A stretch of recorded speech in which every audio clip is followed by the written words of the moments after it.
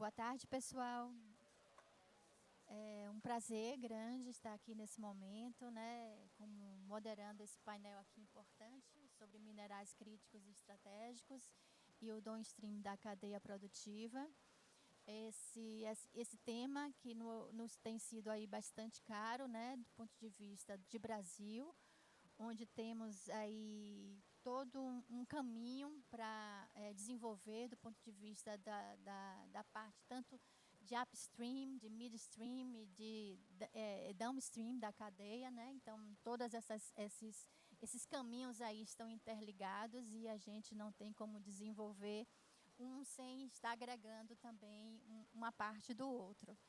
E esse é um tema também muito importante para a questão aí da soberania nacional, do ponto de vista mineral, do ponto de vista energético, e nesse ponto a gente está com a participação, né, de pessoas importantes dentro dessa questão dos minerais críticos, que são representantes aí de cadeias importantes de terras raras, do lítio, que são talvez as cadeias minerais que a gente tenha uma maior complexidade do ponto de vista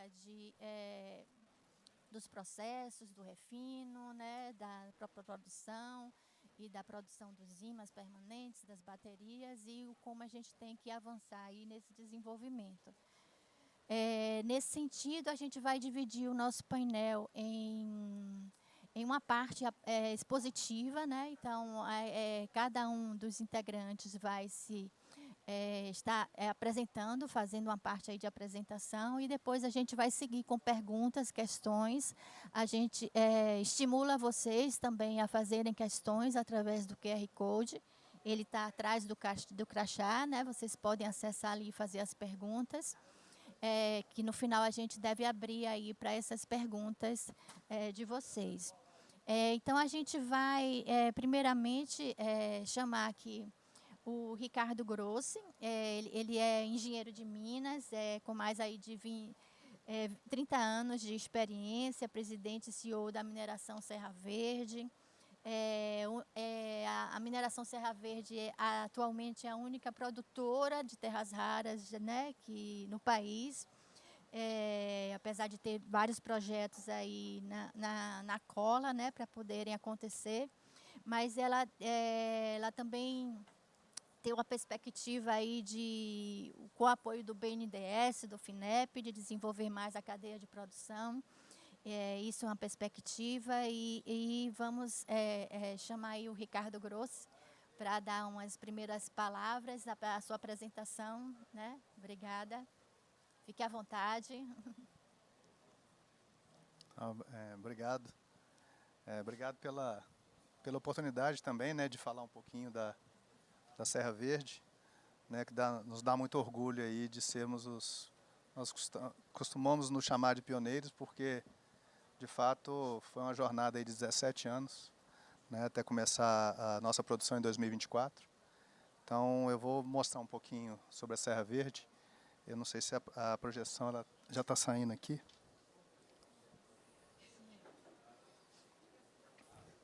Bom, só para contextualizar, essa foto é a foto da nossa planta. Tá? Essa planta fica na cidade de Minas Sul, no estado de Goiás. Minas Sul, para quem não conhece, já é uma cidade mineradora. O nome Minas Sul significa mina grande. Né? Estão escutando bem? Ok. Então essa é uma foto da nossa planta. A nossa planta é uma planta, toda a nossa área hoje operacional, nós estamos falando de 200 hectares, para dar uma noção para vocês do porte dessa planta. Na parte mais superior ali, nós temos 4 peneiramentos que alimentam essa planta principal. Essa planta produz um concentrado de terras raras, que é um carbonato de terras raras. É bom deixar claro, no nosso negócio, às vezes a gente fala um pouco de óxido, né, e de concentrado, e a Serra Verde produz um carbonato de terras raras. Nós somos o único produtor hoje em escala dos 4 elementos magnéticos fora da Ásia. Você tem outros produtores, mas com os 4 elementos magnéticos, nós somos os primeiros fora da Ásia. É um depósito de argila iônica. Argila iônica, você tem tipicamente 2 depósitos, rocha hard rock, que a gente chama, e argila iônica. O nosso depósito é de argila iônica. Tem benefícios de ser um depósito desse tipo de mineral, porque é mais fácil de extrair, é mais fácil de beneficiar, não precisa de peneiramento, não precisa de britagem, não precisa de moagem e nem de desmonte por explosivos. Nós começamos a produzir em 2024, né? Nós vamos chegar a produzir 5.000 toneladas de óxidos de terras raras e o nosso life of mine são de 25 anos. Nós temos hoje também uma oportunidade de expandir a fase 2, que nos daria mais ou menos 30 anos também adicionais ao atual plano de negócio. Nós estamos localizados, conforme eu falei, no interior do estado de Goiás. Nós temos uma relação muito forte, muito próxima com a comunidade. Estamos numa comunidade que já é mineradora, então isso faz com que a gente já tenha um diálogo muito próximo. Nós temos 90% de aceitação da comunidade em relação à nossa operação. Nós também, para quem conhece do setor elétrico, nós estamos localizados, inseridos dentro, vamos falar assim, entre duas grandes hidrelétricas, uma Serra da Mesa e a outra Canabrava. Nós estamos falando de 450, Canabrava, 450 megawatts e a usina de Serra da Mesa, 1.300 megawatts. Logística, para quem conhece o estado de Goiás, somos muito beneficiados pela qualidade das estradas, pela qualidade dos acessos. E nós temos também 2 linhas ferroviárias em construção, que vão ser uma segunda opção para nós, para a gente poder escoar nosso produto. Bom, nós estamos num momento muito especial aí, né, de terras raras e também de mercado, então nós somos uma opção hoje fora da Ásia como um fornecedor. Nós temos as terras raras pesadas, um percentual elevado no nosso concentrado, que hoje é o grande diferencial da Serra Verde, também a questão de um percentual elevado das terras raras pesadas. Nós, quando entrarmos em ramp-up final, nós vamos praticamente dobrar a oferta hoje de terras raras pesadas no mercado. São mais de 200 aplicações, tá? As terras raras, as mais conhecidas são superímãs, né, para carros elétricos e turbinas de geração de energia eólica e outras aplicações também na medicina, aeroespacial, defesa, enfim, várias aplicações. E uma característica interessante das terras raras é que um superímã de terra rara ele nunca cessa, ele tem vida eterna na sua capacidade magnética. Mais algumas fotos aí da nossa operação. Do lado esquerdo tem uma colega nossa, ela é engenheira, trabalha conosco, Jordana, oriunda de Minas Sul. Esse foi um outro fato muito interessante, que várias pessoas voltaram para Minas Sul para trabalhar conosco, 72% da nossa mão de obra é de Minas Sul e 80% do estado de Goiás. A foto do meio é um peneiramento do nosso material que alimenta a planta, embaixo é a forma nossa de lavra, uma lavra convencional, escavadeiras e caminhões. Do lado direito, embaixo, é o nosso espessador de concentrado, uma cor até bem bonita, aí, um azul turquesa. E é de fato a cor não tem Photoshop nessa foto, não, é a cor mesmo do espessador de MREC, né, de carbonato. E na parte superior é um bag nosso de terras raras. Nós produzimos e exportamos bags de 1 tonelada. Alguns reconhecimentos que tivemos, né, nós fomos reconhecidos pela Brasil Mineral também no ano de 2024. Nós ganhamos o prêmio de melhor governança social para uma empresa de médio porte. Vários prêmios também do governo de Goiás, da FIEG, também do SESI. Também fomos agraciados aí como empresa limpa. E queria salientar aqui que desde o início nós temos tido um apoio muito importante, muito próximo, tanto do Estado de Goiás quanto do governo federal.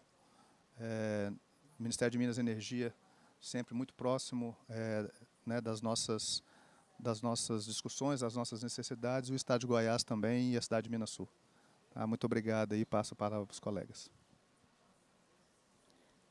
Ótimo, querido. A gente fica feliz, né, de ouvir que essa participação, essa parceria, né, com o privado e o público, de estar junto, né, dessa possibilidade de desenvolver aí os projetos.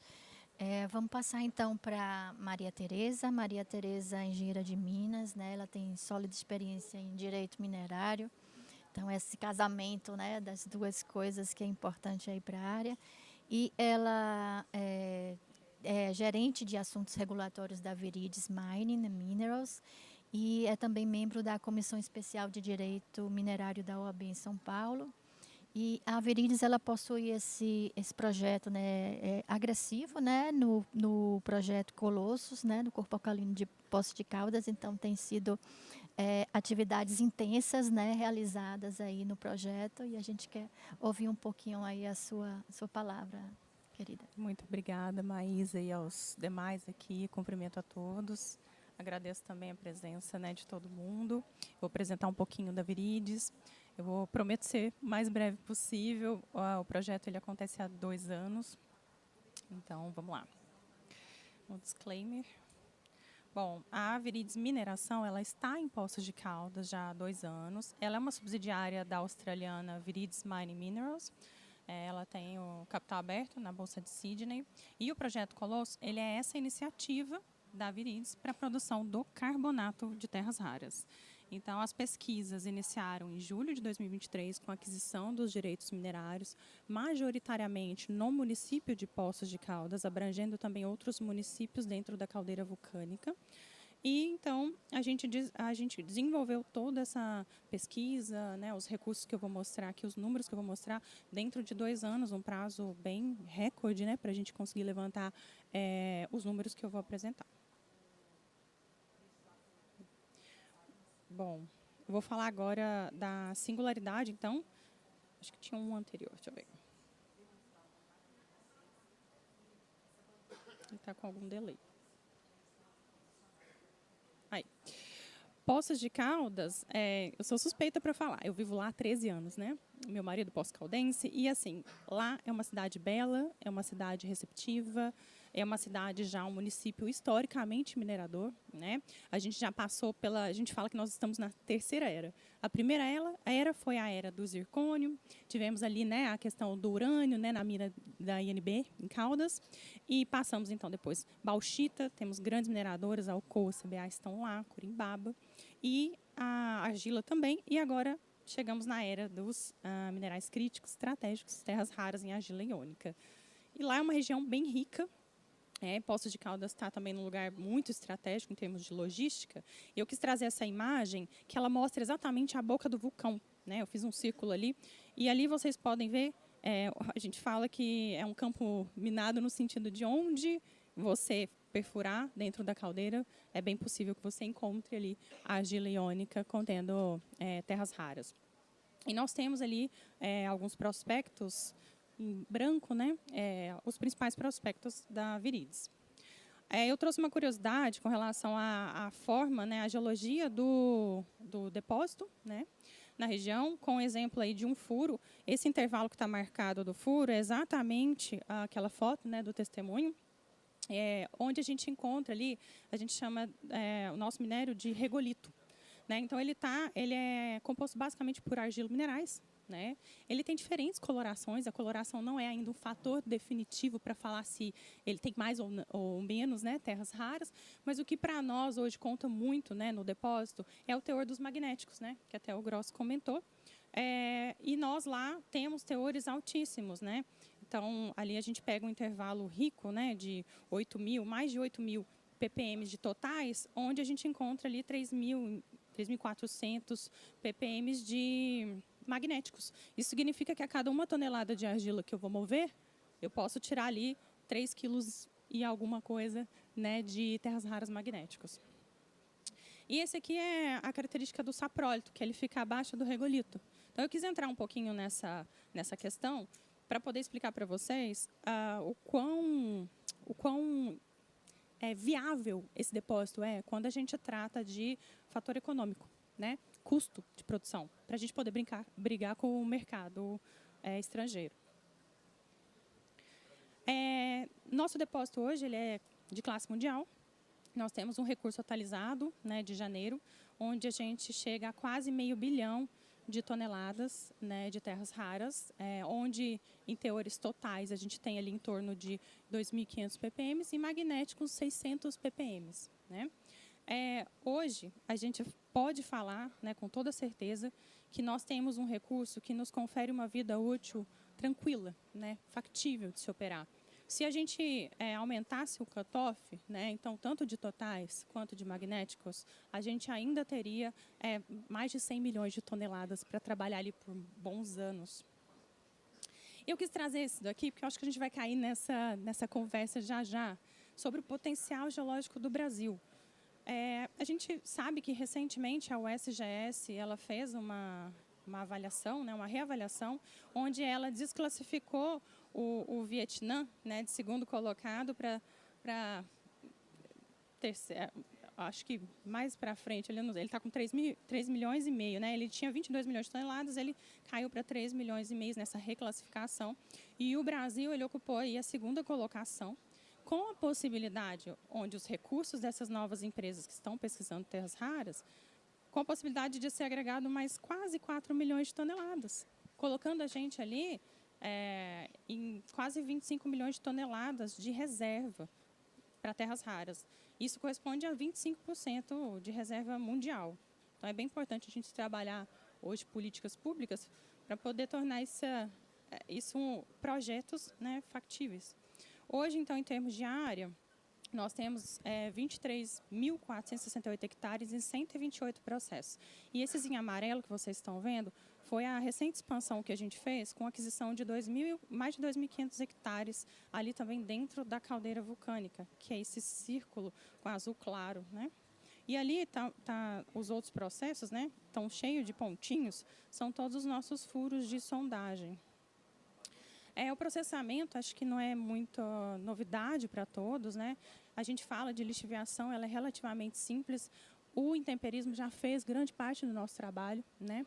Ele já, digamos, atacou quimicamente, né? E hoje a gente trabalha com argilominerais, então a gente consegue separar de uma maneira, ela é economicamente e social e ambientalmente correta, tá?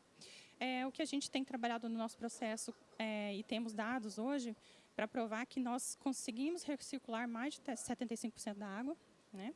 E lavar esse rejeito, ou seja, filtrar para fazer, então, o backfill, ou seja, repor esse rejeito em cavas, né? Não ter barragens. Algumas ações junto à comunidade, isso acho que a gente não precisa nem comentar, é uma obrigação, é o respeito ao território, né? A gente tem que se fazer parte, entender as necessidades e colocar toda essa população também, né, para conhecer o projeto. Mas, mais do que isso, a gente tem capacitado. Então, a gente tem parcerias com o Senai para capacitar pessoas a trabalhar conosco. Com relação a valores econômicos, nós fizemos aí a publicação em julho, recentemente, do nosso PFS. O custo operacional é de 6,2 dólares por quilo, né, de óxidos totais, e é o menor custo hoje conhecido globalmente. O que confere ali muito valor à nossa cesta é justamente a alta recuperação, né, nessa argiliônica dessa região e a baixíssima quantidade de impurezas. E agora eu vou falar da Viridium, que é o nosso interesse. Então, eu fui rapidinho para a gente falar. Basicamente, não estávamos satisfeitos e assim impulsionados por grande parte também da população também e das autoridades, né, do Estado também, da Federação, a criar, né, desenvolver o downstream. E o que a Viridis fez? Ela fez uma parceria com a Ionic Rare Earths, que detém essa tecnologia. Hoje ela tem uma planta já para produção de óxidos em Belfast, na Irlanda do Norte. Ela já opera lá. E nessa junção foi criada a Viridium. A Viridium, ela é responsável hoje, e ela vai se instalar no Brasil, isso já é uma realidade. Ela vai se instalar produzindo o óxido a partir do MREC, que é o carbonato de terras raras da Viridis, e também da reciclagem de ímãs em fim de vida útil. E o que isso significa? Mineração urbana, economia circular. Então, a gente precisava não só desenvolver a cadeia, mas fechar um ciclo, né? E nós temos aí também a inserção dentro do projeto Magbras, né? E a parceria também, o acordo com o CIT Senai TR, que é o antigo LabFab em Lagoa Santa, para a produção desses ímãs. Aqui está, então, um exemplo claro dessa base, né, da cadeia de suprimentos. Então, a Viridies ela entra com a exploração, desenvolvimento, mineração, produção do carbonato.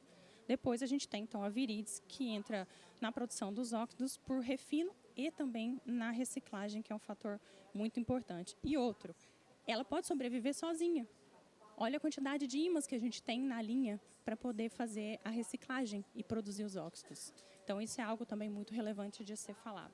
E depois, para a gente seguir para as próximas etapas ali, coloquei também o IPT, que tem uma grande responsabilidade, né? Recentemente eu vi uma notícia sobre o projeto Reminera, é incrível. O LabFab, que hoje é o CIT Senai, e os consumidores finais para a produção, né, de motores, geradores elétricos, os carros elétricos, como o WEG e a Stellantis. Aí, terminei, gente. Aqui está o QR Code, caso vocês queiram buscar mais informações.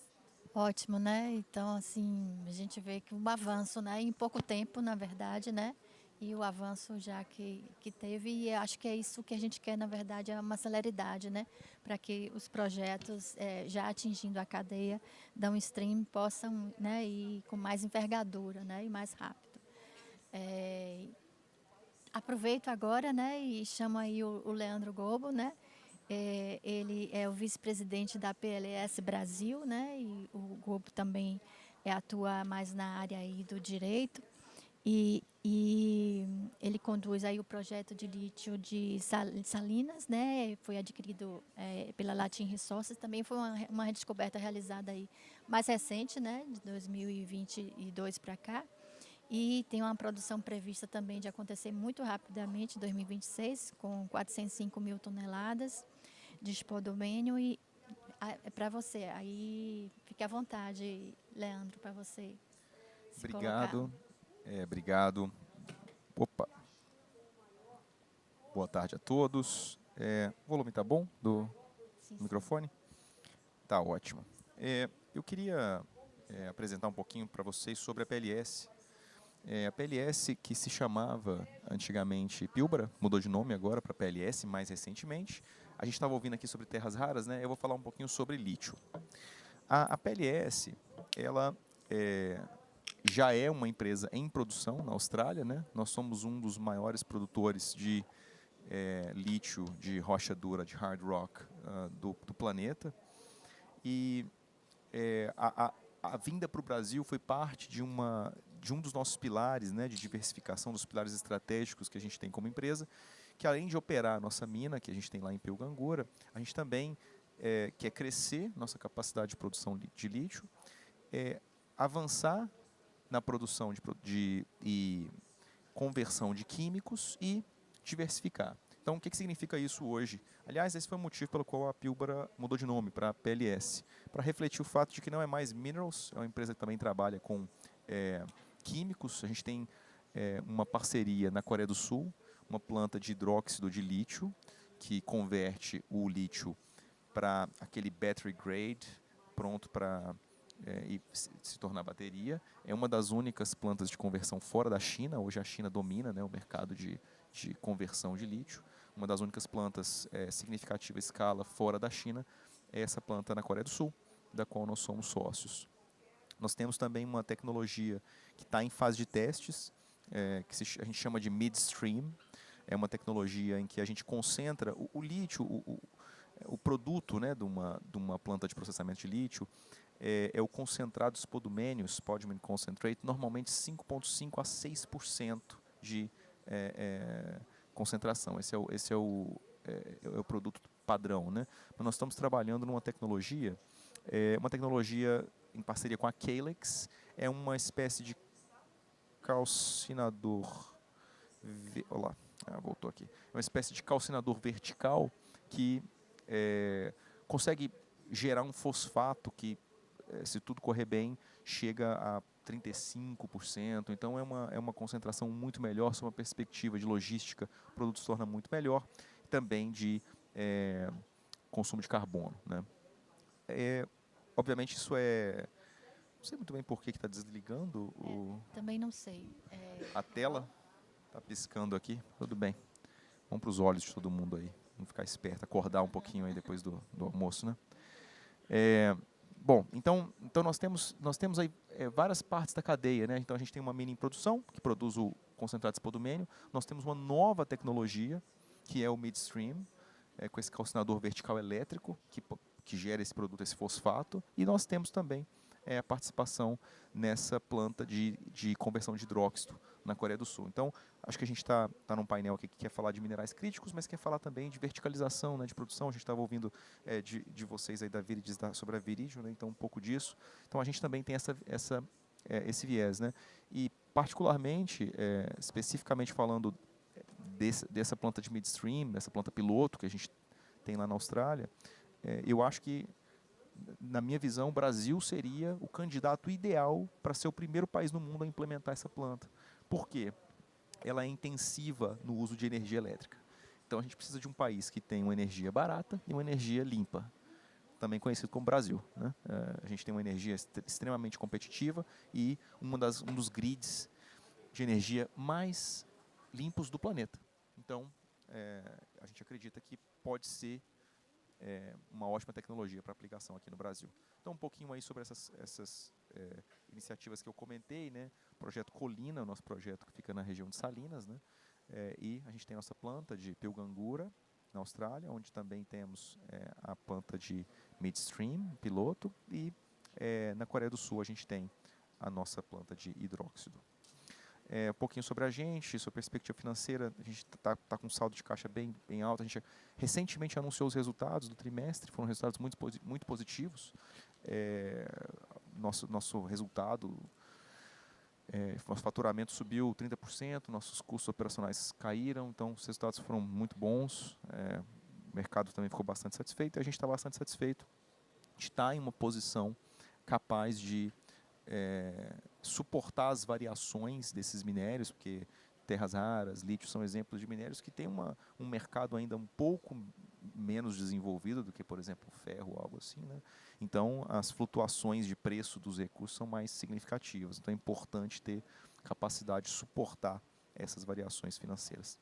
E aí, nosso portfólio, né, que eu já comentei, Austrália, Coreia do Sul e Brasil. Brasil não é um projeto ainda, né, Greenfields, nós não estamos em produção ainda no Brasil. E o que a gente está fazendo hoje com o nosso projeto Colina? O projeto Colina foi uma aquisição que a PLS fez em fevereiro desse ano. A exploração foi feita por uma empresa chamada Latin Resources, que foi adquirida 100% pela PLS em fevereiro desse ano. E, no momento, nós estamos fazendo uma revisão do design.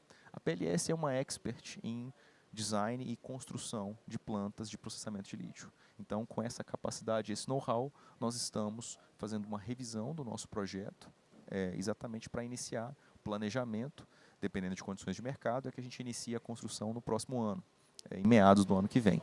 Nós já estamos 100% licenciados, a licença ambiental já foi publicada, então a gente está realmente prontos para iniciar, dependendo aí apenas dessa revisão de projeto que nós estamos trabalhando atualmente, que é muito importante exatamente para capturar essa expertise que a PLS tem em design e construção de plantas de lítio, que a Latin Resources era júnior, não tinha, né, essa experiência, e a PLS tem, e agora a gente está implementando isso no nosso design para ser realizado no próximo ano.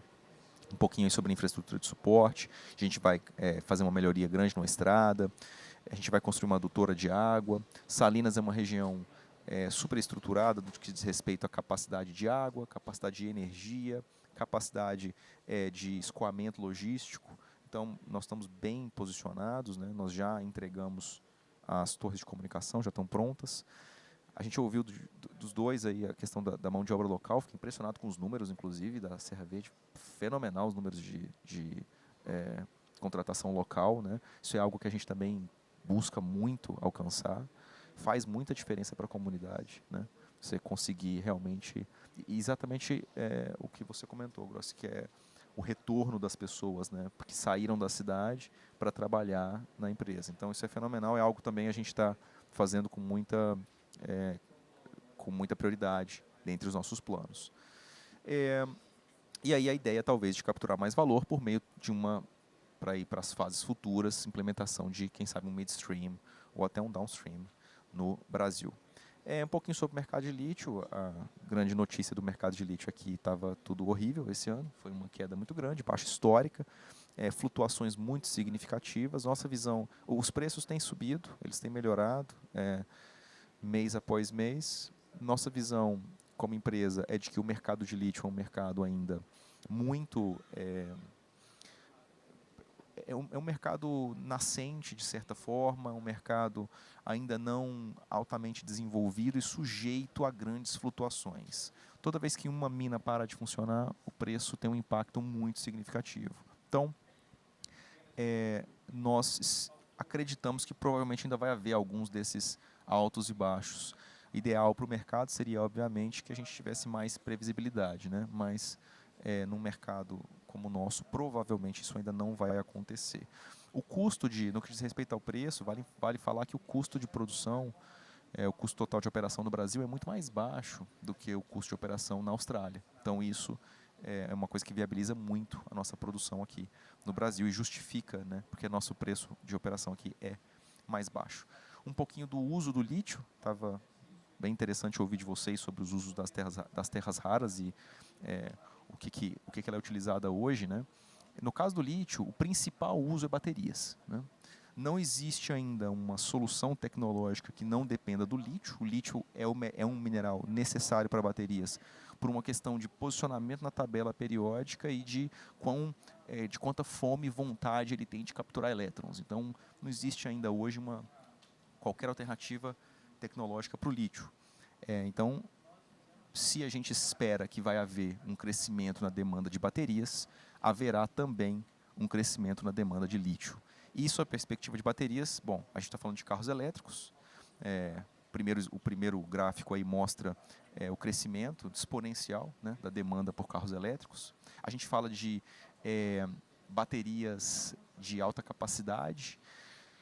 Uma das questões da transição energética com o uso de energia eólica, energia solar, é exatamente a necessidade de se acompanhar isso com baterias de alta capacidade, para que você possa, né, suportar a época de menos vento ou à noite, quando você não tem geração solar. Então, também absolutamente estratosférica o crescimento da demanda.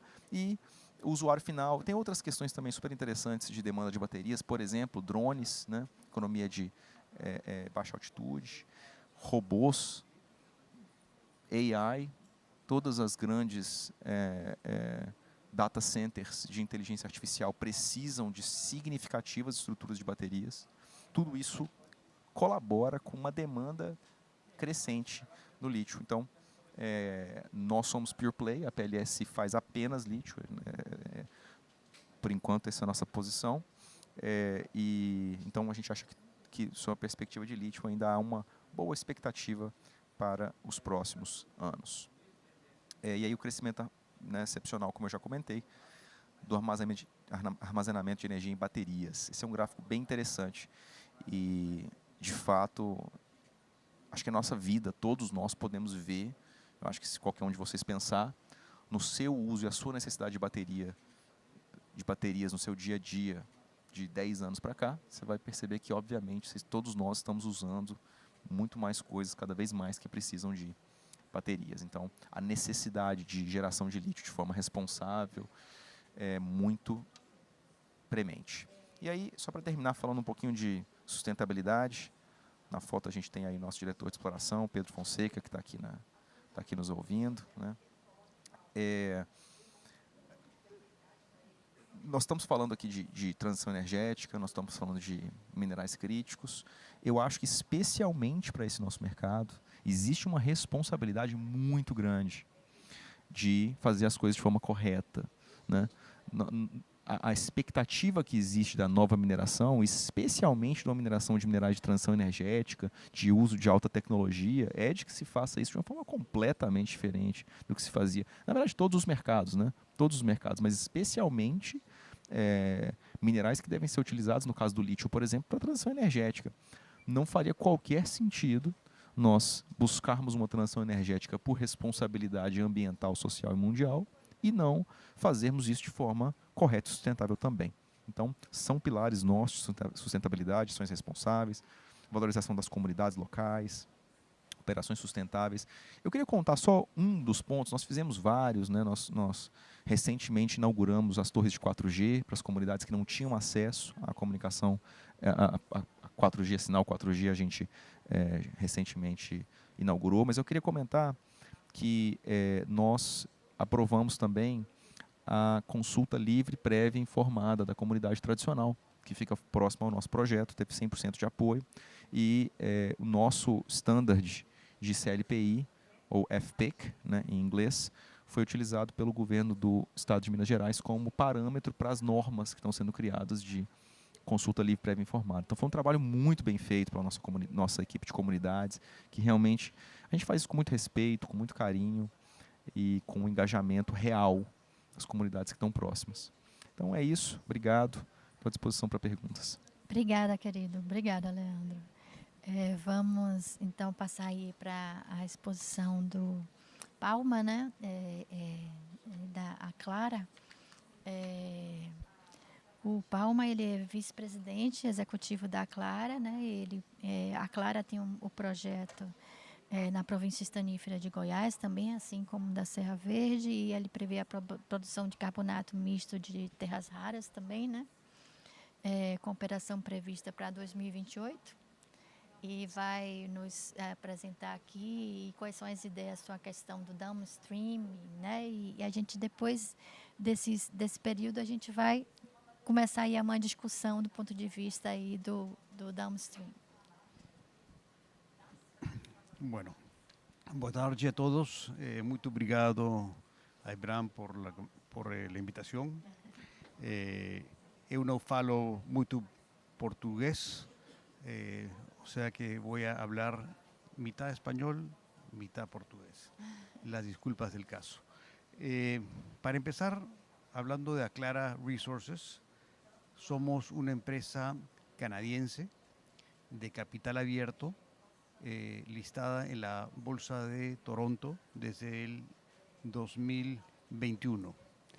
Y nosotros hoy en día nos consideramos como una empresa de tecnología cuya gran ventaja comparativa es que tiene su propio suministro de tierras raras, tanto pesadas como ligeras, para justamente la verticalización que queremos realizar. Entonces, hablando para lo que nosotros son nuestras tres ventajas comparativas, las dividimos en tres grandes grupos. Primero, nuestros yacimientos, ¿no? Tanto en Brasil, en el estado de Goiás, el proyecto Carina, como el proyecto Penco en Chile. Ambos son proyectos de arcillas iónicas, ambos con un alto contenido de tierras raras pesadas. También tenemos tierras ligeras, pero se diferencian por ser yacimientos como dije, con un alto grado de tierras raras pesadas. Segundo, nuestra estrategia de integración vertical, downstream, que ya venimos implementando, y voy a hablar un poco más del tema en la siguiente lámina, por lo cual no me voy a detener mucho en este punto. Y el tercero es nuestros accionistas. Nosotros tenemos, si bien somos una empresa listada en la Bolsa de Canadá, casi el 70%, el 68% de las acciones están en manos de dos grupos. Uno es el grupo Hochschild, un grupo peruano minero industrial con más de 100 años de existencia, con operaciones en Brasil, en Perú, en Argentina, tiene un proyecto en Chile, tuvo un proyecto en México en su momento, listada en la Bolsa de Londres. Y el otro grupo es CAP, que es un grupo también minero industrial chileno, con 70 años de tradición e historia, un productor minero de hierro, pero también muy metido en lo que es el tratamiento de aguas, desalinización, infraestructura portuaria y otras industrias. ¿Y por qué cuento todo esto? Porque son accionistas, ¿no?, que no piensan a corto plazo, piensan a largo plazo. Y cuando se empezó este proyecto en el 2018, cuando empezó el grupo Hochschild, lo hizo con la intención de ser partícipe de una nueva industria que se está generando para el futuro, ¿no?, los minerales del futuro. Y por eso nosotros estamos convencidos que esa mirada de largo plazo de sostenibilidad de nuestros accionistas principales, es una ventaja diferenciadora de muchas otras empresas en el mercado. Voy a pasar a la siguiente lámina para hablar un poquito de Carina. Carina, como comenté, está en el estado de Goiás, está al noreste del estado, en el municipio de Nova Roma. Queda aproximadamente a 375 kilómetros de la ciudad de Brasilia por carretera. Tiene una carretera muy buena que nos lleva ahí en más o menos 4 horas y media. El proyecto está en etapa de prefactibilidad, es más, vamos a anunciar nuestro estudio de factibilidad la próxima semana y estamos ya en la fase de licenciamiento ambiental, habiendo ya presentado en el estado de Goiás nuestra solicitud para la licencia previa. Entonces el proyecto está avanzando, estos números que se ven en la pantalla son en realidad números de la PEA, no son los números de la prefactibilidad que se anunciarán la próxima semana. Pero en resumen, es un proyecto que tiene hoy en día proyectado una vida de mina de 22 años. Es un proyecto que va a producir anualmente entre disprosio y terbio 191 toneladas y en neodimio y praseodimio serán otras 1.200, 1.300 toneladas anuales. El CAPEX actualmente es alrededor de $600 millones y la idea es empezar el próximo año con lo que nosotros llamamos early works o obras preliminares para empezar ya la construcción definitiva a partir del 2027 y tenerlo en operación en el 2028.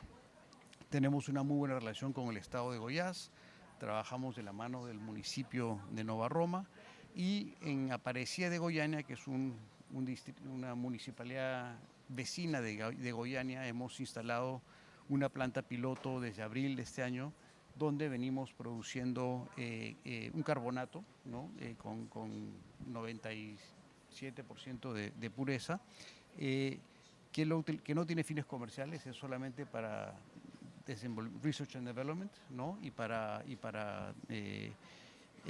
también muestras y otros estudios.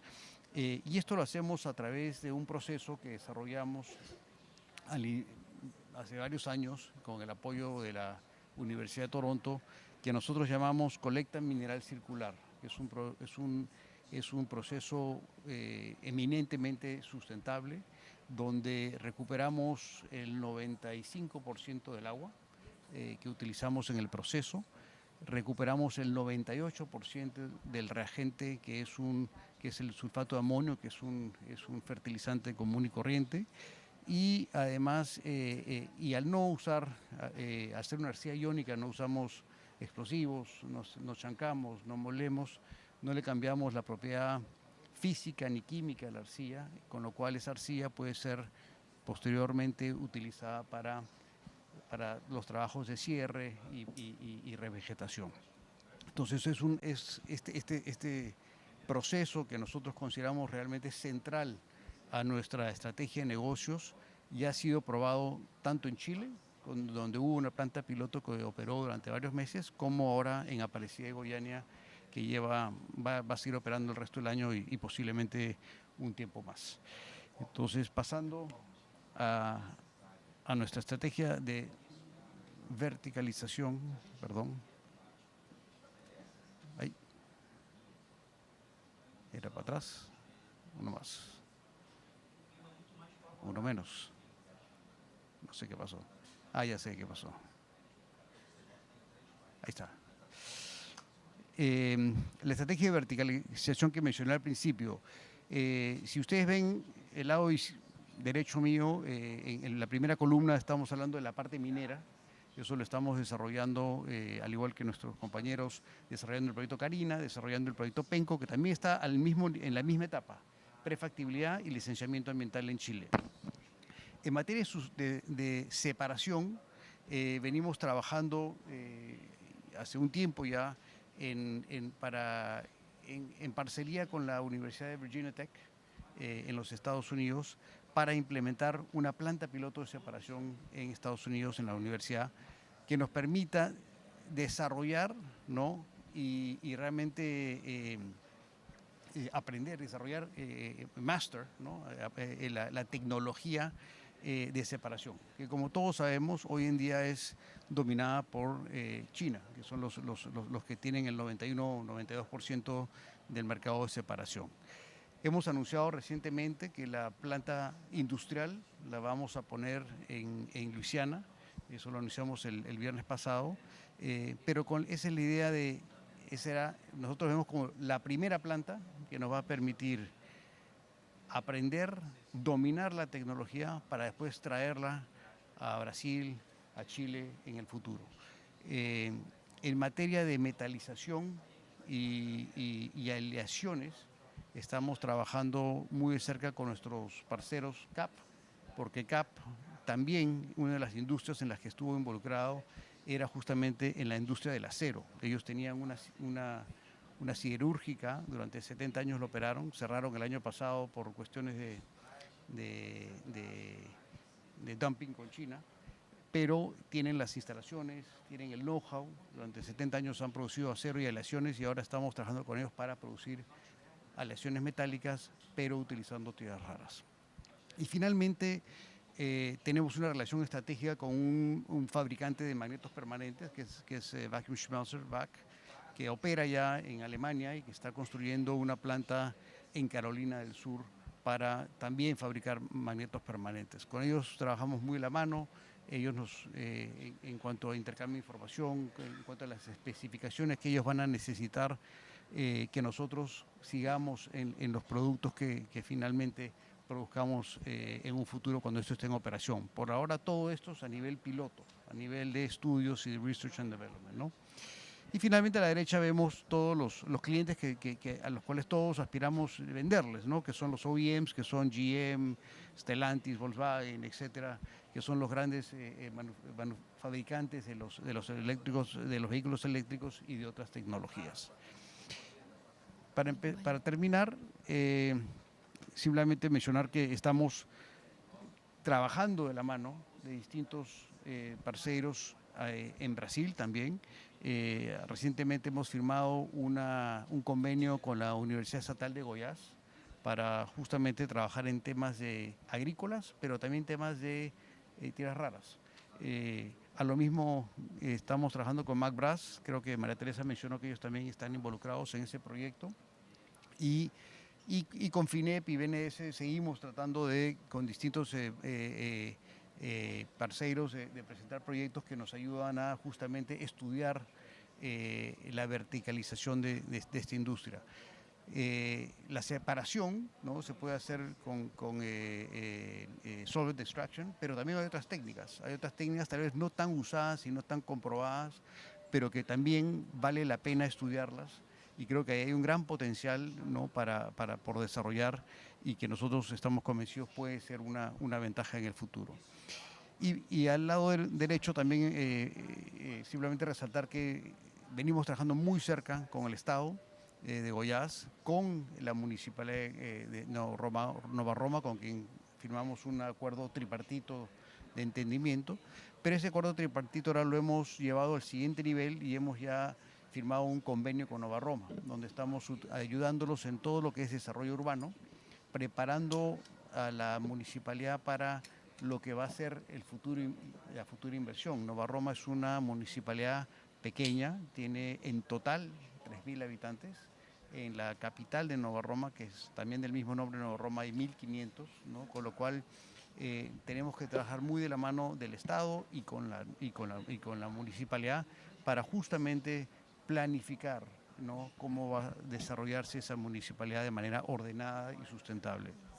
Finalmente, hemos, como parte de ese trabajo, ya comprometido invertir para lo que van a ser el cierre para mitigar aquellos potenciales futuros impactos que se den con la realización del proyecto. Todo proyecto genera impactos.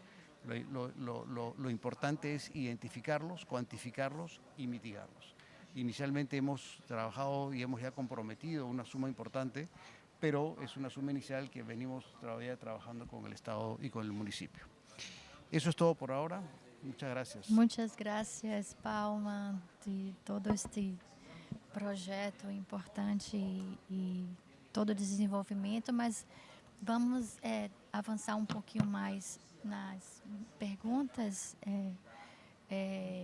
e a gente verifica que a experiência que todos vocês têm, né, com a cadeia, não só o desenvolvimento da produção, mas também do refino, né, e do downstream e da cadeia.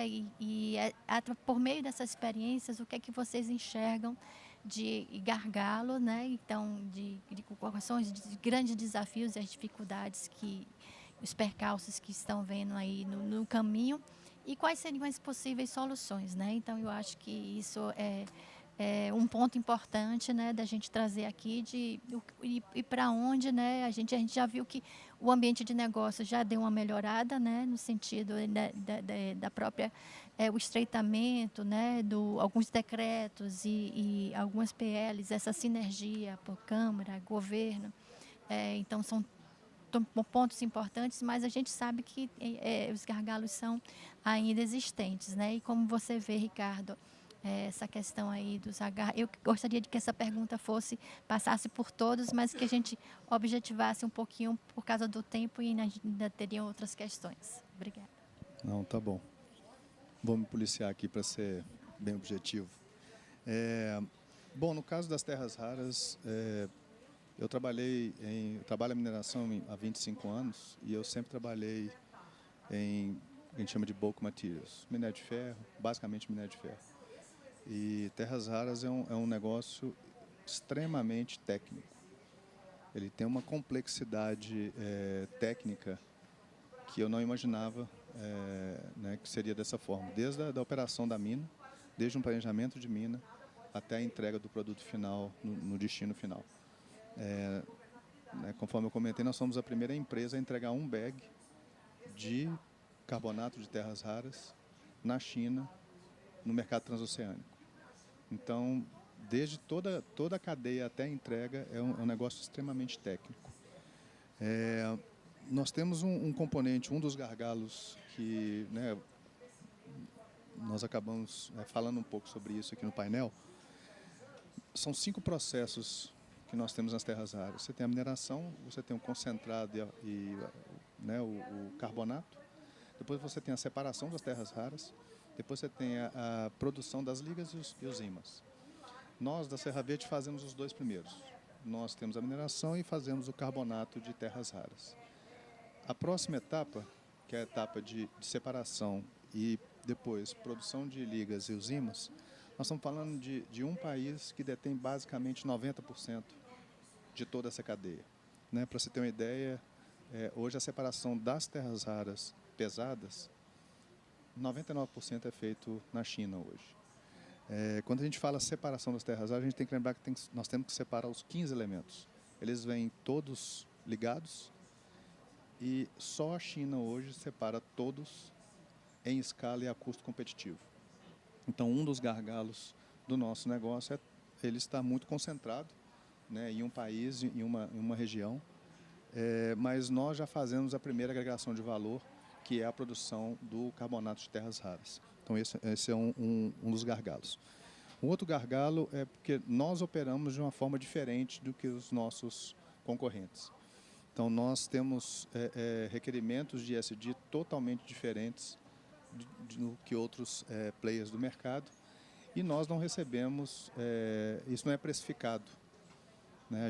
Nós não recebemos nenhum benefício por operar no modelo de governança, no modelo ambiental diferente dos nossos concorrentes. Então, esse é um outro ponto. Isso acontece com o lítio também, do carbonato de lítio. Quem tem uma produção mais verde, vamos falar assim, a gente não recebe nenhum benefício, né, sobre isso. Então, esse também é um grande gargalo do nosso processo. Flutuações de preço.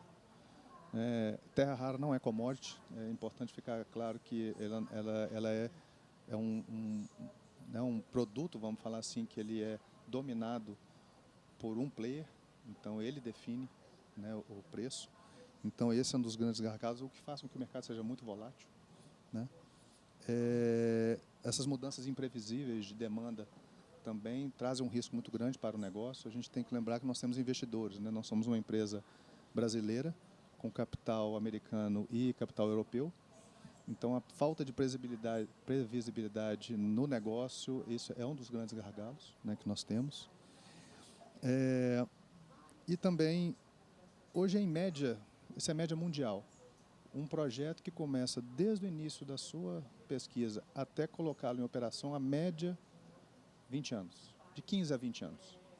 A Serra Verde levou 17 anos para conseguir iniciar e colocar a operação em de fato, produzir. Recurso, financiamento. Né? No momento que você mais precisa de recurso, é o momento que você menos tem a oferta desse recurso. Né? E aí, quando você já está gerando caixa, aí sim aparece, né, as várias fontes. Então, é um outro grande gargalo, é como financiar os projetos. Né? E isso faz muita diferença se você quiser, de fato, absorver essa demanda. Porque essa demanda ela é crescente, a gente imagina que a demanda vai ser 7 vezes maior até 2040, das terras raras pesadas. Mas a grande questão é quem vai estar pronto para poder, né, contribuir nesse mercado. E alguns pontos que já estão sendo endereçados, né, a gente tem um apoio do governo, tanto estadual quanto federal, né, nós temos financiamentos que estão aparecendo. Existe a discussão também de redução de taxas por um certo período. Isso é extremamente saudável para o nosso negócio. A colaboração, você tem duas formas de integrar a cadeia. Você pode fazer por você mesmo, ou você pode conectar cada produtor e cada um fazer, né, uma parte da cadeia produtiva. Então, cada empresa tem a sua estratégia, mas você também pode conectar cada um da cadeia. E um outro ponto que assim, eu sempre repito isso em todos os locais que eu tenho a oportunidade. Ontem, né, o nosso colega da Bamin fez esse mesmo comentário: mão de obra. Mão de obra qualificada, mão de obra preparada, mão de obra, principalmente no nosso negócio, voltando, que ele é muito técnico. Tudo que nós aprendemos na Serra Verde foi desenvolvido internamente. Ainda, terras raras, você descobre uma coisa praticamente todo turno de operação. E mão de obra na mineração como um todo, e no nosso caso especificamente, para a gente é um grande gargalo, e nós precisamos, de fato, investir na preparação das pessoas. É uma iniciativa muito interessante. Aqui, quem não teve a oportunidade de conhecer, né, o laboratório aqui de experiências, onde as escolas estão participando, está ali, né? Acho que a gente precisa investir na base aí para começar a atrair os jovens novamente para a mineração. Né? Eu tenho 2 filhos, um de 16 e um de 14. Hoje, trabalhando numa área mais tecnológica, eles começaram a ter um pouco mais de interesse na mineração. Então, eu acho que nos minerais críticos a gente tem essa fortaleza aí que a gente deveria explorar um pouquinho também. Tá? Muito obrigado. Isso, é verdade. Isso é realmente um desafio grande, né? Em puxar o interesse dessa mão de obra que a gente vê mundialmente, né? Que na verdade um desinteresse, né? Na área dos estratégicos. Diga, Maria. Eu quero só complementar. Eu achei muito válido, eu concordo integralmente com todos os pontos. Eu acho que o gargalo tecnológico, ele sempre tem sido muito falado. Eu enxergo que esse cenário está mudando. A gente viu, né, a apresentação de todos aqui, que tem tecnologia vindo para o Brasil, sendo tropicalizada. Mas eu acho que o que é também importante, que a gente precisa comentar, são os fatores jurídico-regulatórios. Eu vou entrar um pouquinho na minha área, porque hoje, por exemplo, em Poços de Caldas, a Verides também está em fase de licenciamento, já para obtenção da licença prévia agora, em breve, possivelmente. Mas nós temos ali, com relação à questão minerária, títulos minerários já que datam da década de 60, 70, com outras substâncias, e a gente precisa adicionar terras raras. E hoje a gente precisa, né, desenvolver política pública para isso também. Então, a gente tem que pensar no nosso próprio setor. Nós estamos aqui nesse Posibran discutindo, e a gente precisa, né, pensar em quem está ali por trás também regulando, né, toda essa questão das terras raras. Eu acho que é só para deixar mesmo essa mensagem que o Brasil tem um recurso, a ciência está chegando, está evoluindo, Grossi. Eu acredito muito que nós temos muitos profissionais capazes com esse know-how para trabalhar e nós temos um mercado interessado. Quando que nós vimos essa quantidade de capital estrangeiro, né, chegando no país, olhando para esse potencial geológico que nós temos, né? E hoje, como eu bem coloquei, estamos ali no Brasil como a segunda maior reserva mundial de terras raras, né? E agora o caminho, então, eu falo que não é reinventar a roda, né? É, então, tornar o arcabouço regulatório, né, uma ponte e não o labirinto que a gente tem visto. Então, esse é o meu comentário com relação a esse gargalo que eu enxergo como sendo um grande gargalo. Isso. Eu acho que uma parte, a gente já teve algum avanço, né, na questão dessa parte regulatória, mas realmente ainda tem alguns desafios nesse sentido, né, e isso é importante a gente debruçar, né, e tá aí para poder resolver. E o Leandro? Ainda no mesmo tema, eu só vou, acho que, chamar a atenção para um ponto que o Grossi falou, que é a criação de incentivos adequados para uma produção responsável. Porque é óbvio que a lógica de mercado ela é uma lógica inexorável. Os investidores precisam que haja um retorno para que os investimentos sejam feitos. Quando a gente está pensando em implementação de projetos de mineração ou implementação de projetos downstream, midstream, são centenas de milhões, às vezes bilhões de dólares, e de forma que você vai analisar todas as opções globalmente. Então você analisa todas as alternativas que você tem para implementar um projeto sob uma perspectiva global. Muitas vezes você tem a rigidez locacional da mina, claro, mas não necessariamente o processamento vai ter esse constrangimento. Você pode construir uma planta de processamento, por exemplo, em qualquer lugar do planeta, né? E nesse momento em que se está escolhendo, então, qual projeto vai ser desenvolvido, de que maneira esse projeto vai ser desenvolvido, eu acho que deveria haver uma alocação melhor de incentivos para que projetos mais responsáveis e com impactos sociais positivos mais significativos fossem os escolhidos. Isso hoje não existe. Quando o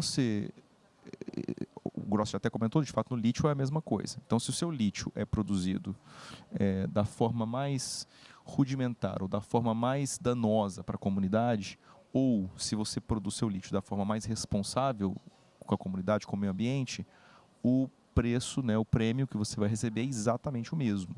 O problema disso é que isso gera incentivos um pouco perversos com relação a qual tipo de projeto vai ser desenvolvido e de que maneira você vai desenvolvê-lo.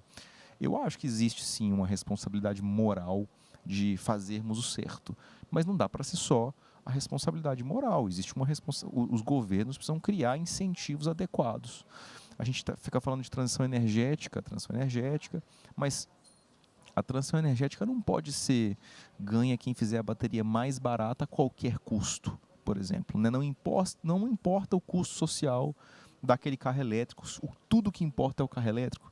Eu não acho que é bem assim. Eu acho que precisava haver uma estruturação melhor de criação de incentivos. Se você é uma empresa que produz de forma responsável, que minera de forma responsável, né, deveria haver um prêmio por conta disso. De outro lado, deveria haver uma penalidade real se você não faz isso.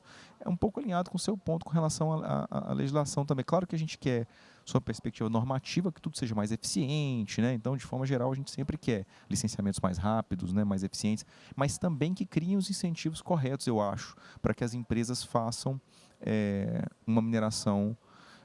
A gente estava ouvindo aqui a Vale falar mais cedo sobre a nova mineração. Todo mundo, qualquer um vai falar disso aqui hoje, né? A mineração hoje é feita de forma diferente. Tudo bem, mas são os incentivos gerados pelos governos e pelos mercados também que vão impactar isso bastante. Nós tivemos um impulso muito grande de fundos verdes e esse tipo de coisa, mas parece que teve uma certa desaceleração nesse movimento nos últimos tempos. Hoje, se você é uma empresa muito verde, muitas vezes o capital não está tão preocupado com isso. O capital vai, talvez, premiar aqueles que têm um maior resultado e não aqueles que têm uma responsabilidade social maior. Eu não sei, talvez tenha a ver também com a mudança geracional que vai acontecer. Às vezes quem vai resolver esse problema é a próxima geração aí, que é mais responsável, mais preocupada do que a nossa, não sei. Mas eu acho que esse é um ponto importante, é o ponto dos incentivos que você está gerando para fazer projetos de forma responsável. Porque não adianta fazer o desenvolvimento de uma mina ou de uma planta de processamento a qualquer custo, né? Ela precisa ser feita, o saldo social precisa ser significativo. O saldo econômico do projeto precisa ser positivo e o saldo social precisa ser positivo também. Isso é essencial, né? E essas possibilidades de, inclusive, certificações, né? Para poder dar, de certa forma, esse incentivo, não só fiscal, mas, né, também no processo de reconhecimento. Quer falar um pouco, Paulo, Misma sobre o pregunta. assunto? Mesma pergunta. Bueno, ahora me voy a atrever a hablar en portugués, o sea que las disculpas del caso nuevamente. É uma ótima pergunta. Vou focar nas terras raras, mas acredito que muito do que vou dizer também se aplica a outros minerais críticos. Para começar, eu diria que todo começa pela mineração. Ontem à noite, a Secretaria Nacional de Geologia, Mineração e Transformação Mineral, Ana Paula Bittencourt, muito oportuna e claramente nos lembrou que sem mineração não se pode falar de cadenas de valor integradas ou de verticalização. Se não somos capazes de desenvolver e colocar rapidamente em operação aos projetos de mineração que o Brasil já tem. E aqui não estou falando unicamente de terras raras, sino de todos os minerais. Para isso, não existe fórmula mágica. Todos nós sabemos o que tem que ser feito. Ontem mesmo, o Dr. Raul Jungmann, presidente do IBRAM, resumiu muito bem os 4 eixos principais que precisam ser resolvidos para que o setor mineral brasileiro seja moderno, competitivo e de classe mundial. Primeiro, o mapeamento geológico e exploração desse imenso território do Brasil, que hasta hoy solo el 26% está mapeado. Segundo, financiamiento. Es preciso tener acceso a mecanismos de financiamiento competitivos, como acontece, por ejemplo, en la Bolsa de Valores de Toronto, en comparación, él ayer citó a la Bolsa de Valores de Sao Paulo, que tiene muy pocos listados de empresas mineras. Tercero, y aquí me voy a detener un poquito, o licenciamiento ambiental y los demás tipos de autorizaciones. Y no se trata de disminuir los padrões ambientales y sociales, mas sim de ter um sistema moderno, eficiente, que cumpra seus prazos, garantice predictibilidade e responsabilidade ambiental e social. Para isso, é necessário revisar todos os processos e exigências, eliminar o que não foi essencial, acabar com duplicidades, reduzir prazos legales e fazer com que sejam respeitados e incorporar tecnología e inteligencia artificial aos procedimientos. Si Brasil quiere ser campeón mundial, como lo ha sido 5 veces en el fútbol, eso es lo que hay que hacer en la minería. No hay otra. Esa es la fórmula que todo el mundo la conocemos. Hacerlo no es fácil, pero hay que hacerlo. Y esto aplica a Perú, a Chile y a todos los demás países también. Brasil no es el único país que tiene este enorme reto por delante, pero tiene la institucionalidad y la capacidad humana para hacerlo, ¿no? Y creo que ese es el gran reto como país. Finalmente, el doctor Jungmann habló también de que es necesario tener un rumbo claro, ¿no? Políticas de Estado y una lideranza do ejecutivo para garantizar su implementación efectiva y eficiente. Eso es un elemento clave para que los otros 3 elementos también funcionen, ¿no? Ahora, pasando a la pregunta rápidamente sobre otros gargalos, quiero hablar sobre un poquito del contexto general, ¿no? Ya lo hemos mencionado, a separación de elementos de tierras raras, es dominada por China, ¿no? Y hay muy poca experiencia en otros lugares. A China separa las tierras raras a precio de costo, sin lucro, como forma de mantener el dominio sobre las cadenas de fornecimiento de tierras raras. Desenvolver un know-how de separación es una necesidad comercial para generar alternativas, evitar dependencias de China. La separación, específicamente para tierras raras pesadas, no ha sido desenvolvida fuera de China debido a falta de disponibilidad de materia prima. Y la tecnología puede ser desenvolvida, pero va a tomar tiempo, y aquí lo importante es el sentido de urgencia. Tenemos que actuar rápido para poder posicionarnos y dominar esa tecnología. Ahora, Brasil también creo que tiene grandes posibilidades de hacer todo esto, ¿no? Tiene la posibilidad de desarrollar una industria de tierras raras pesadas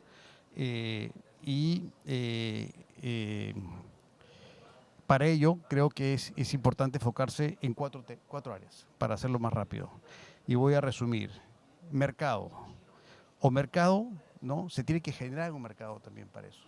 El mercado hoy en día está afuera, ¿no? Los OEMs están en Europa, en Japón, en Corea, en Estados Unidos, ¿no? Entonces, si queremos que se verticalice en Brasil, también tenemos que generar los clientes, el mercado que va a comprar esa producción, ¿no? Entonces, es indispensable adoptar políticas, ¿no? O tomar medidas proactivas para atraer a consolidar esas industrias. Fabricantes de vehículos eléctricos, fabricantes de energía eólica, fabricantes de imanes permanentes en motores y fabricantes de robótica. La gran demanda en el futuro para imanes permanentes va a venir no de la electromovilidad, sino de la robótica industrial. Esa es la gran demanda que se viene. En lo técnico, también hay que promover nuevas rutas disruptivas de imanes permanentes que no dependen de tecnologías tradicionales como solvent extraction, desenvolver zonas industriales químicas que son absolutamente necesarias para poder hacer la separación, incentivos financieros para desenvolver nuevas tecnologías o para ampliación de tecnologías actuales que exijan obligatoriamente la participación de la academia y de proyectos de minerazado de tierras raras pesadas, y desenvolver también centros públicos de innovación enfocados en el procesamiento de tierras raras y otros minerales esenciales. En lo financiero, incentivar financieramente a construcción de una cadena de suplimiento en Brasil, de ayudar a reducir el costo de capital. El gran gargalo que tiene la industria es cómo competir con un competidor que no tiene costo de capital. China no tiene costo de capital. Entonces, todos los que estamos aquí presentes competimos contra alguien que no tiene ese costo de capital. Entonces, ¿cómo hacen los estados, Brasil incluido, para ayudar a una industria naciente a poder tener acceso a ese costo de capital más barato y poder competir con China? Porque todos acá seguramente podemos competir en OPEX, pero el costo de capital hace inviable los proyectos, salvo que haya estos mecanismos de apalancamiento y de soporte. Eso aplica tanto para la mineración como para la separación, como la metalización y toda la cadena de valor. Se han hablado de incentivos fiscales y también existen, ¿no? Iniciativas de financiamiento en BNDES, FINEP, pero nuevamente vuelvo al tema del sentido de urgencia, ¿no? Esto hay que hacerlo rápido. Y finalmente, políticas, ¿no? Adoptar políticas para coordinar y alinear las diferentes entidades gubernamentales envolvidas en el proceso de licenciamiento de proyectos, ya sea a nivel federal, IBAMA, INCRA, ANM, no todas tienen una parte de una tarea pendiente, ¿no es cierto? Y, o tal vez crear una unidad especial dentro del Ejecutivo que coordine de manera efectiva a todas estas entidades para aquellos proyectos críticos. Entonces, bueno, son algunas ideas ¿no? No son la fórmula perfecta, ni mucho menos, pero unas ideas que se nos han ocurrido de cómo se podría poco a poco, pero con sentido de urgencia, ir generando las condiciones para tener estas cadenas, ¿no? Que todos queremos aquí en Brasil. São ideias perfeitas, né? Muito interessantes e eu entendo que internamente a gente tenha o desenvolvimento da política nacional de transição energética, né? Que também traz uma mais no sentido da gente desenvolver o mercado interno também, né? Para a questão do consumo e dos minerais críticos e que também é uma coisa ainda pendente, né? Assim, a política está aí, mas efetivamente você colocar isso no chão e começar a executar já é mais complicado. Do ponto de vista do governo, a gente sabe que o governo, o Serviço Geológico do Brasil, dos nossos compromissos da ANM, então são compromissos grandes, importantes e importantes para todas essas fases aí, principalmente aí nessa parte do upstream da cadeia e essa flutuação, né, que a gente tem a depender muito da economia do país, de como então o recurso que vem para a gente é muito pequeno, muito pouco e a eficiência talvez não seja realmente efetiva. Então tem que ajustar isso do ponto de vista de garantir alguma forma de que o Estado possa garantir, né, esse recurso, essa disponibilidade para que a gente possa também crescer e garantir essa parte aí da cadeia. E a gente vê que países como, por exemplo, a China, a quantidade de patentes do ponto de vista de tecnologia, quer dizer, o quanto se investe, né, em tecnologia são da ordem, só para terras raras são, sei lá, 25 mil patentes. Então é enorme, é bem grande, né, isso é bastante significativo e a gente vê a importância, né, disso para o desenvolvimento, né, e quanto isso foi importante para a China, do ponto de vista também da visão de futuro, né, que o país tem em relação a 30 anos atrás, né, de onde eu queria estar e de onde eu estou agora, né? Então essa visão de futuro talvez é algo que a gente está tentando criar agora aos trancos e barrancos, mas é extremamente necessário e urgente, né? Então isso é realmente bem importante. Eu vou colocar aqui só mais uma pergunta. Eu acho que o tempo não vai permitir muito. Eu achava que era interessante a gente abrir para uma pergunta da plateia. E tem uma pergunta aqui. Como atingir... Eu acho que vou talvez passar isso aqui para o Ricardo Gross. Como atingir o equilíbrio entre exportação de concentrados e o desenvolvimento da produção de óxidos sem prejudicar as mineradoras com medidas protecionistas? Tem uma pergunta do Leonardo e ele, né, colocou, quer que eu repita? Como atingir o equilíbrio entre a exportação de concentrados e o desenvolvimento da produção de óxidos? Ok. Sem prejudicar as mineradoras com medidas protecionistas. Bom, esse é um mercado muito complexo, essa dinâmica. Ela é muito, conforme eu falei, acho que depende muito da estratégia que a empresa vai adotar. As margens na cadeia das terras raras, elas não estão mais para o final da cadeia. Elas estão mais no início da cadeia. Então, muitas vezes a gente acha que investir na agregação de valor significa um melhor retorno financeiro. Muitas vezes na mineração não é assim que funciona. E as terras raras são exatamente da mesma forma. Hoje o diferencial competitivo para uma empresa, uma operação de terras raras é conseguir separar e conseguir ter um custo de produção equilibrado até a produção do MREC. Os depósitos de argila iônica, eles têm vantagens competitivas. Eles são mais ricos nas pesadas, eles têm um processo mais simples, mas movimentam muito. Os depósitos de hard rock, eles movimentam um percentual muito menor de material para gerar 1 tonelada de dióxido de terras raras. Então nós temos vantagens, né, competitivas, mas o grande desafio nosso é custo. Custo para produzir o MREC e também definir de fato qual é a vocação que nós queremos ter.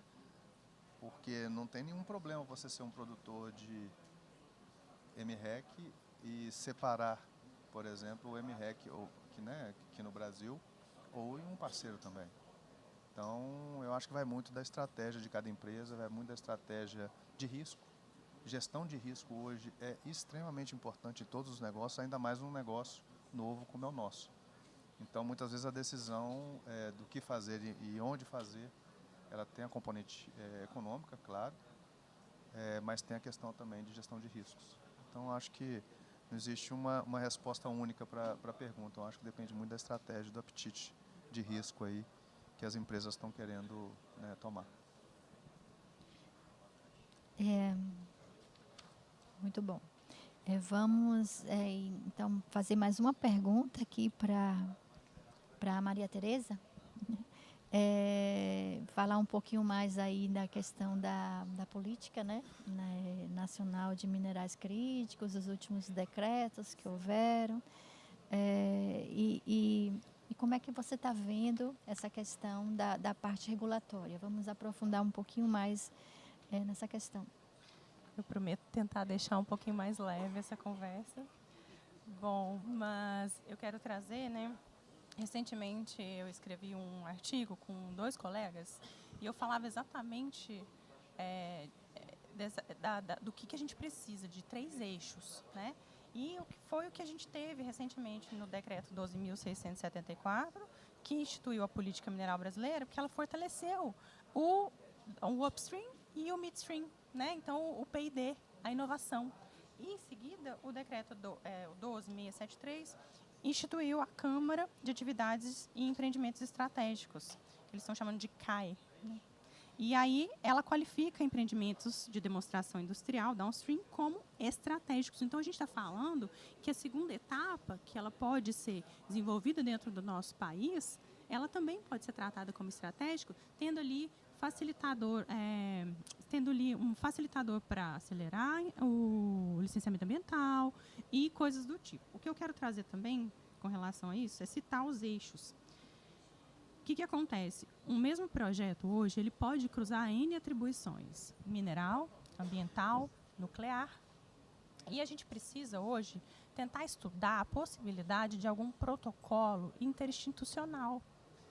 Alguma mensagem, né, algum tipo de centralizador, né, que nós tenhamos ali a mesma demanda a ser tratada com todas as agências. Então a gente fala dessa vinculação, talvez com a ANM, agora a ANSN, né, a CENEM, IBAMA, no nosso caso lá o FEAM, em Minas Gerais. E aí fazer a definição de um fluxo único, com um papel claro de cada um, e prazo máximo por etapa. É o que a gente precisa estabelecer hoje. Porque hoje o investimento estrangeiro, né, o dinheiro que está entrando no nosso país, ele quer ter mais segurança jurídica, né, previsibilidade. E a gente precisa mostrar através dessas políticas públicas. Existe, né, tanto no Canadá, na Austrália, no Japão também tem, uma maneira de trabalho através de planos que eles criam. E tem algo interessante que eles chamam de one-stop shop, que é um ponto centralizador de contato. E eu acredito que essa política, esses decretos, eles têm ouvido exatamente isso, para criar um único ponto de contato onde a gente consiga centralizar informações e desenvolver um canal de diálogo com uma única lógica, respondendo para um único corpo, entendeu? E eu acredito que o tempo que a gente precisa, né, para não levar 17, 20 anos, né, Grossi? E aí fazer o que o mercado nos exige hoje, que popularmente normalmente acontecia de 10 a 15 anos, eles estão nos exigindo em 5. E como que a gente vai fazer isso sem essa mudança, né? Então, eu queria só trazer essas questões, porque a gente precisa trabalhar, então, como procedimentos para licenciar de maneira mais acelerada. Eu não estou falando para ter menos cobrança, não. para diminuir o nível de exigência nos termos de referência. Eu estou falando para a gente ter celeridade nessas análises, de alguma forma que seja mais objetivo, né? Prazos máximos mais regulamentados, né? E a criação desses pontos únicos de contato que eu comentei. Enfim, o último ponto que eu acho que também é bem importante, porque normalmente eles correlacionam os minerais críticos, estratégicos, principalmente terras raras, com urânio e tório. E lá nós estamos numa região que tem essa ocorrência, né? Tem uma mina em descomissionamento, né? Da INB.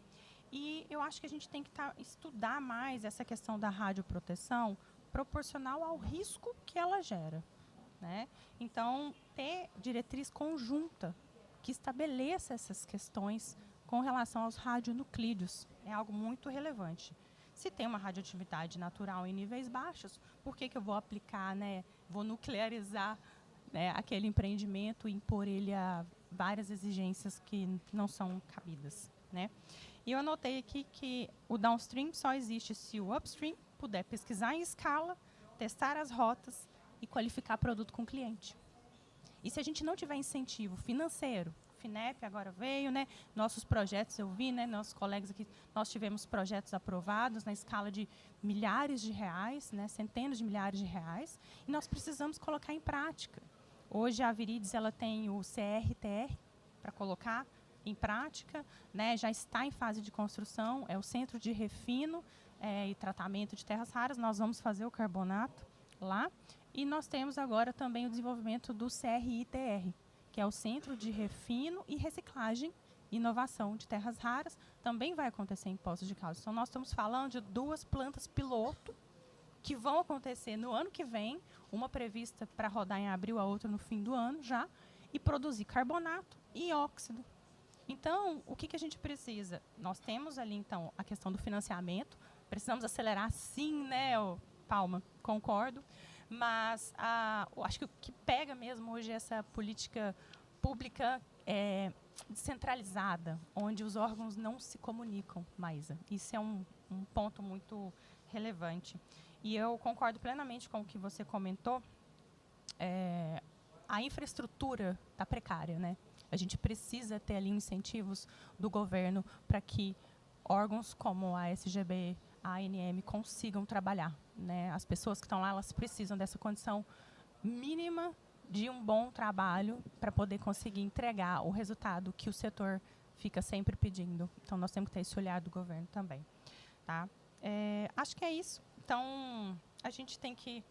Eu acredito que a gente está desenvolvendo a tecnologia, desenvolvendo também a questão das políticas públicas, não é à toa que a gente está discutindo isso agora, mas eu confio muito nessa, digamos, essa bancada aqui, que eu acho que o futuro não só das terras raras, mas do lítio pode levar o Brasil, né, a um patamar que ele nunca foi conhecido, né? Não só visto pela mineração, nós sempre fomos chamados de mero exportadores de matéria-prima, né? E agora a gente tem a capacidade de elevar o valor do produto, né, agregar valor ao produto e entregar para o mercado óxidos de terras raras, separados, né, os magnéticos dos outros elementos. E eu acho que isso é muito relevante e nós temos que tratar com seriedade o trabalho de todas essas companhias que estão aqui hoje. Excelente. Eu gostaria de pegar esses minutos finais, né? Nós estamos finalizando aqui o nosso painel aos poucos e agradecer aí aos participantes. Eu acho que foi bastante relevante as discussões aqui apresentadas. Então, a gente viu o exemplo de cada uma dessas empresas, né? O que tem trazido no sentido de resolver problemas e criar soluções no sentido de aprofundar mais ainda essa cadeia, o downstream, e atender aí o mercado, né, do que é preciso, esse processo todo de internacionalização, para ter questão também de atrair investimentos, para também trazer esse conhecimento da tecnologia, a necessidade de você ter regras claras, né, e cada vez mais facilitadas, a integração entre as áreas, né, são pontos importantes. Eu acho que a discussão, né, que foi colocada aqui foi bastante enriquecedora e vai trazer importantes possibilidade de construção, né, a nível das empresas, a discussão aqui no próprio IBRAM, a nível de governo, né, e eu acho que eu fico bastante satisfeita. Agradeço realmente imensamente a participação de vocês, né, e fica aí, que tiverem qualquer pergunta aos panelistas ou, né, que quiserem aprofundar, né, após aqui a discussão do painel, né, fiquem à vontade. Muito obrigada. Estamos finalizando aí o nosso painel. Obrigada.